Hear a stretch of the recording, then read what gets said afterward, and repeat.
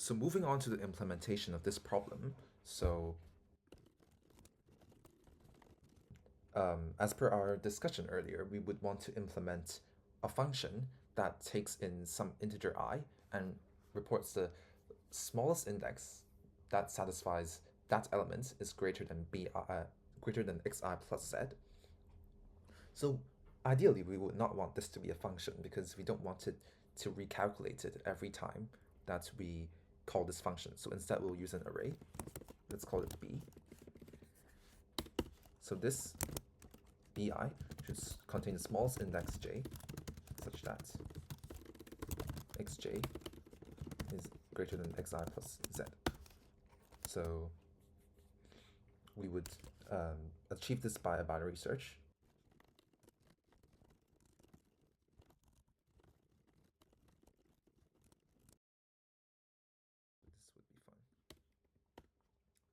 Okay, so afterwards we'll build a binary lifting array for this b array, so for this function. Let's call this binary array just st. So the 0th layer would be bi. And of course we need to initialize this as well. And then as per usual binary lifting procedure,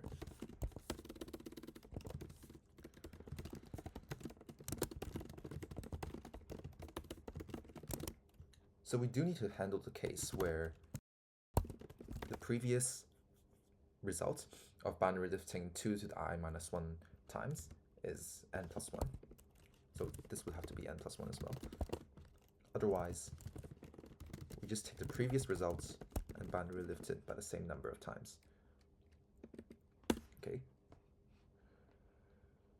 Now comes to the part where we actually look for a certain I plus 1 starting pair, and then we see when does it actually violate the conditions. Start from I plus 1, see when it violates the assumptions. So how many steps it takes to violate the assumptions. This is the first thing. And then see, after it violates the assumptions, which x such that the sequence reaches x plus 1. So that would be the question that we're dealing with now. So let's go through this. Actually, we should just do for n minus 1.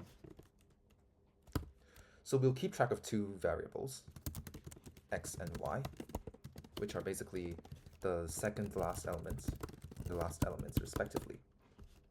And let's say distance is a variable which keeps track of how many steps it took. So we will just binary lift using the array that we were given before. And we just need to quickly reject a few conditions here.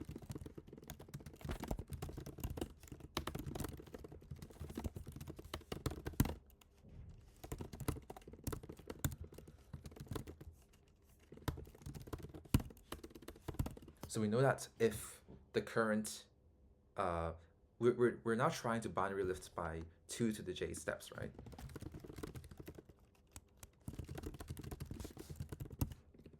So if the result of binary lifting y by 2 to the j steps coincides with the value of trying to binary lift x for 2 to the j plus 1 steps, which is this value, then we also need to continue. And the same goes for if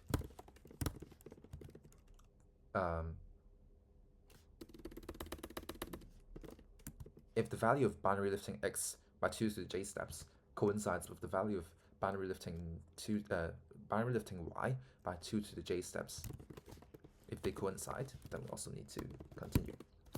Okay, if neither of these four conditions are violated, then we can just binary lift it as we wanted. And here we would increment distance by 2 to the j plus 1, since we're actually adding 2 steps every time we binary lift. So that's that. So finally, we need to iterate a few more times in order to find out when we actually violate the conditions. So this is just a safety check. So we keep on doing the iteration until we can't.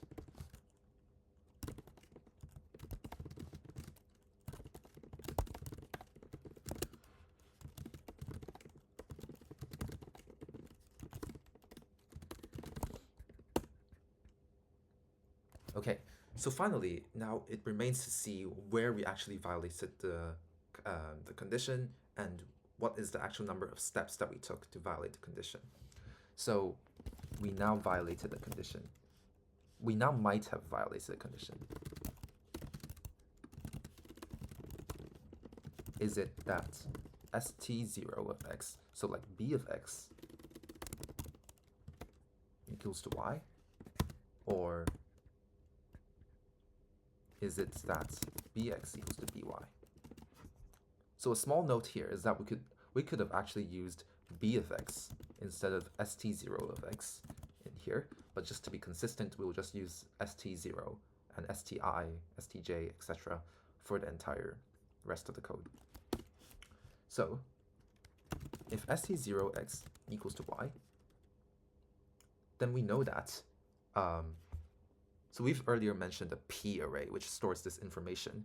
So let's use a pair of integers to implement that. Here, so pi would be equal to, let's say this pair stores, the first element stores the x such that I plus 1 becomes x plus 1. And then the second of this pair would store the number of steps that it takes.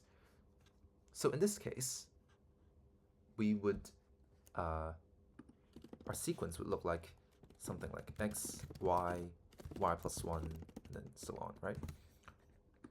First case. So we obviously have y, and it would take distance plus 1, so this one extra y plus 1 steps. And then in the other case, pi would be equal to second case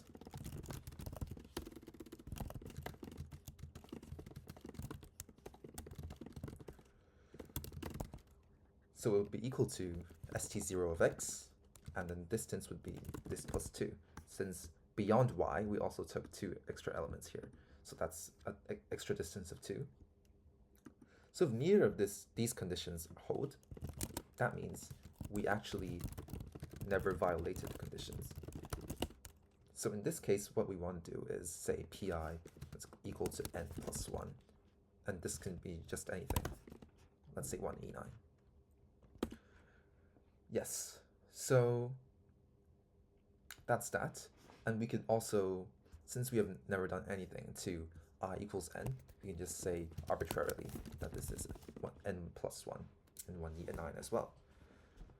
So now it's time to build the second binary lifting array, where we binary lift on, if we start at I plus 1, when we violate the condition once, where would we be going?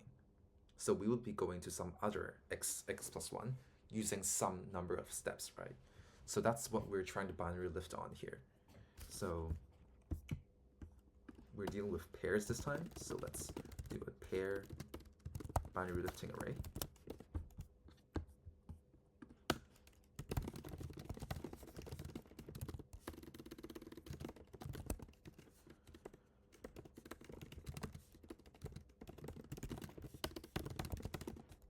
And just the usual drill.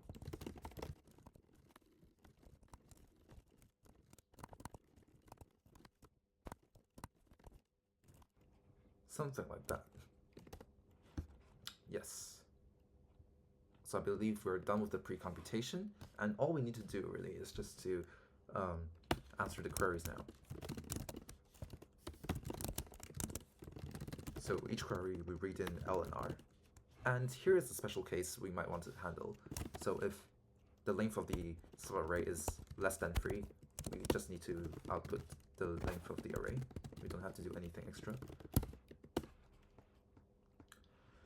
Okay, so now comes the real challenge. So we would want to do 2 binary liftings, right? So the first binary lifting, it lifts through going from I plus 1 to another j plus 1 to another k plus 1. So that was the second binary lifting array that we computed. So how would we do that? Just code a standard binary lifting template, and we would start from L plus 1. So start from L plus 1, and then here, what we're going to do is we are going to try to binary lift to anything that is smaller than r. Yeah, so we find some x plus 1 where x plus 1 is at most r. So that's what we're doing here. Great. So answer would be incremented by dot second, because dot second here is basically how many times we have moved from one place to another. And then we would replace x with st2 I x dot first. There you go. So now we have basically fast forward a lot, and then for the remaining parts we don't have to worry about any violations of, so we don't have to worry about those 2 special cases anymore. We only need to consider pure function composition, because we have already covered all the possible special cases in the first binary lifting array. We've already jumped through anything that requires a special case handling. So now let's say y equals x plus 1, and then we'll do a second binary lifting. And then we just want to basically make sure, since it's just function composition on bx and by, so we just need to make sure we never exceed r, and that's basically it.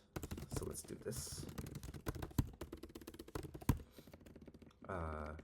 Make sure that is also greater than r, and make sure they're not equal. Make sure, actually we just need to make sure that sti of x and sti of y are not equal themselves. And we also need to make sure that st0 of sti of x is not equal to sti of y.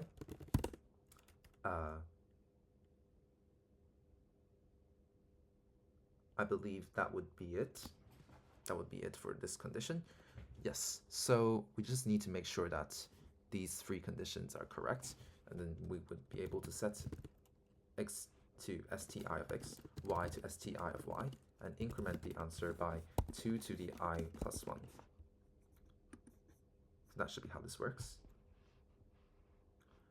So finally, we need to do some final fast forwarding. So we are probably left with a few operations before we reach r. We might be left with 1 or 2 operations here. So let's just finish this off. Let's say the current final elements in this multiset are x and y. So we would want to successively calculate the next element after x and y. So obviously the next element would be bx, but only if it's greater than y, right? So if it's smaller than or equal to y, we need to set it to y plus 1. So that's why this is set like that. So while z is at most r, increment answer by 1, since we've discovered a new element. And then we will set x to y, y to z, and z to be the new y plus 1 bx. So basically, since we're binary lifting this, we're guaranteed that this works, this runs O1 times, maybe 1 or 2 times only. So just output the answer, and we're done. So let's test out the samples and see if our very messy code could actually pass the samples.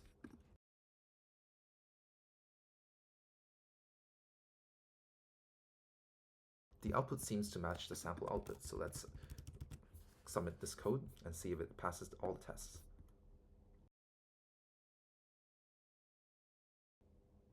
So indeed, this code passed all the tests, so we're done with this problem.